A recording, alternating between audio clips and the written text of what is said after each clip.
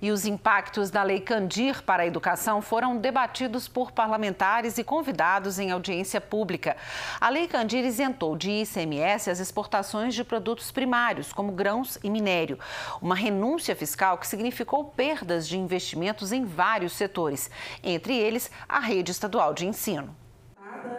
Os trabalhadores na educação pública do estado reivindicam o pagamento do piso salarial da categoria há mais de 10 anos. O executivo alega falta de dinheiro. Para Denise, esse e outros problemas do setor poderiam ser solucionados se a União pagasse aos estados as perdas da Lei Candir. Nós temos a Lei 21.710 que precisa terminar de ser cumprido os passos do pagamento do piso salarial. Nós temos um problema em Minas Gerais, o Estado não investe os 25% em educação, previsto na Constituição.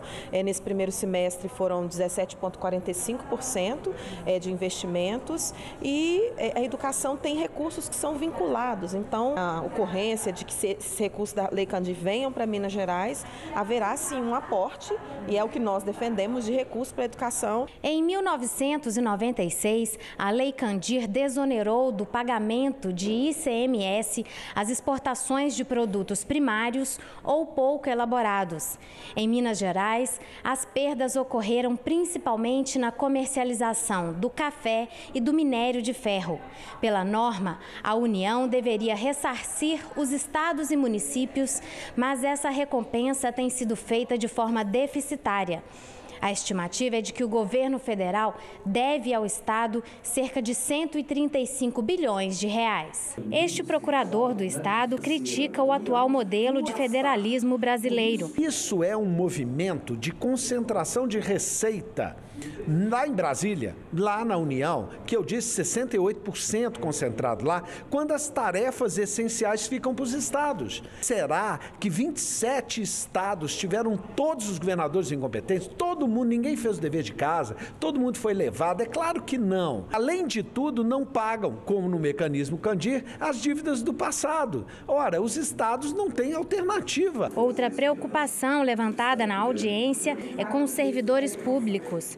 O governo do estado já anunciou que quer aderir ao regime de recuperação fiscal proposto pela União, que impõe regras rígidas para o funcionalismo. Causa esse prejuízo de não poder dar posse aprovados no concurso público, o prejuízo dos servidores que já estão com salários achatados, parcelados e atrasados, e aí em nome do pagamento de uma dívida à União, que deve muito mais ao Estado de Minas Gerais. Então a dívida da União para com Minas Gerais é de mais de 135 bilhões e do Estado para com a União de 87. Este técnico do DIEESE, Departamento Intersindical de Estatística e Estudos Socioeconômicos, defende que os cálculos do ressarcimento aos estados sejam feitos sobre o total devido pela União a Minas Gerais. Não pode ser uma conta simples. Pegou 135, diminui os 88, chega nos 48. Por quê? Porque isso a educação vai perder os 25% do total dos 135 bilhões. Por exemplo, os 48 bilhões que teria de saldo para receber,